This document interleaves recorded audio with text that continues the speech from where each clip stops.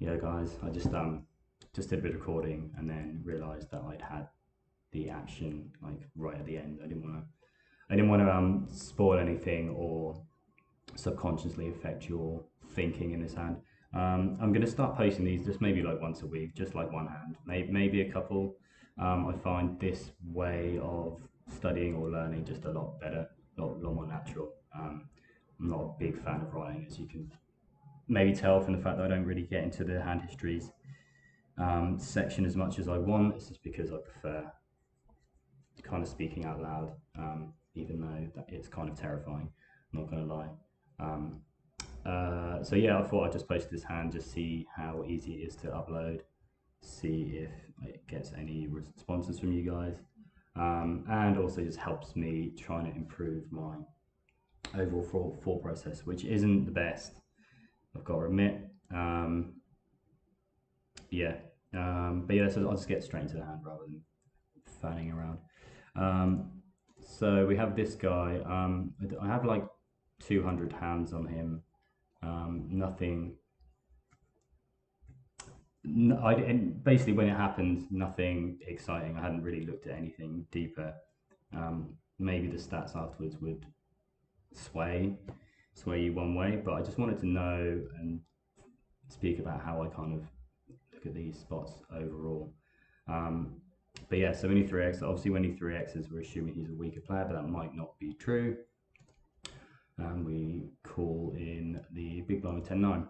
Flop goes down 10-9-4, and the guy bets small. I imagine he's range betting completely here, like a lot of weaker players would do. You never know, he could not be a weaker player and just 3xing to, I don't know what these other guys were like, but yeah, I don't think there's much to say here. Obviously, we can raise at some frequency. I have checked this already in a sim, but wasn't it, the results weren't that surprising. Um, but yeah, I guess as someone who's range betting completely, raising becomes just a little bit more. Um,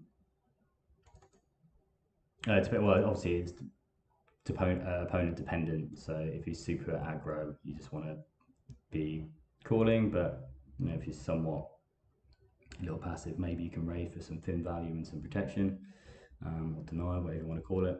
But yeah, calling seems pretty standard. To be honest, I didn't know that this hand could raise in theory. It can even raise versus a polarized bet on the flop, at least in the sim. So that might end up working better. People who are going to overfold a lot of hands with decent equity against you. But yeah, yeah. So the 8 turn. Already not loving life, just simply by the fact that this guy obviously 3x'd and then he range bet small on a board that he shouldn't, so he's clearly a weaker player, or at least perceived to be a weaker player. I don't think there's anything we do now. Obviously, he's picked up some spade draws. He's now got, he still could have something like 5-6 or 6-7, and I'll show you later some of his stats, but I just think this is a slam dunk call. Beating all of his bluffs, and obviously can improve on some rivers. Don't think there's ever any raising. Although solvers like to do solvery stuff, so you never know. But in the real world, I think this is an easy call. And then king on the river, and this is where my kind of thought process kind of gets away from me, and time bang issues.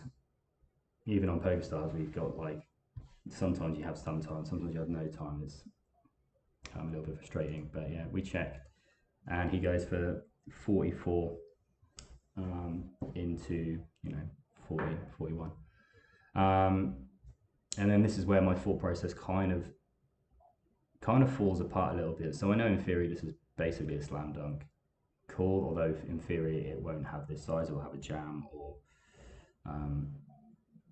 I'm not sure there's a B75 in the sim that I ran, but as I say, I'm not that fussed about what the sim is saying because that's all balanced and all that stuff. What I'm intrigued to know is how you would approach a spot just in general against an unknown who showed fishy stats. Are you calling all your 9x? Are you are you going down the road of, well, actually we block a lot of the natural bluffs and the villain's going to find, like the Jack 10 and Queen 10, which is very natural triple off, or so therefore holding the 10 makes it a little worse, or are we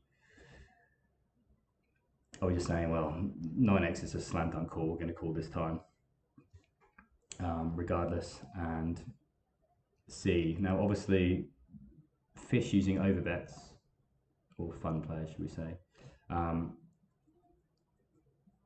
is, yeah, I'm not a big fan of calling river overbets to unknown players.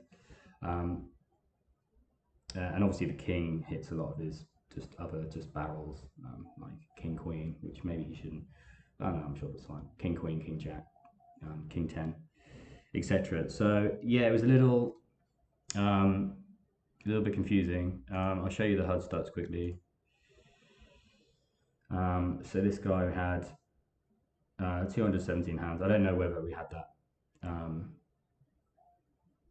when the hand happened, but the interesting thing is that he c-bet 89% of the hand and c-bet turn 88% of the hand, 88% of the time.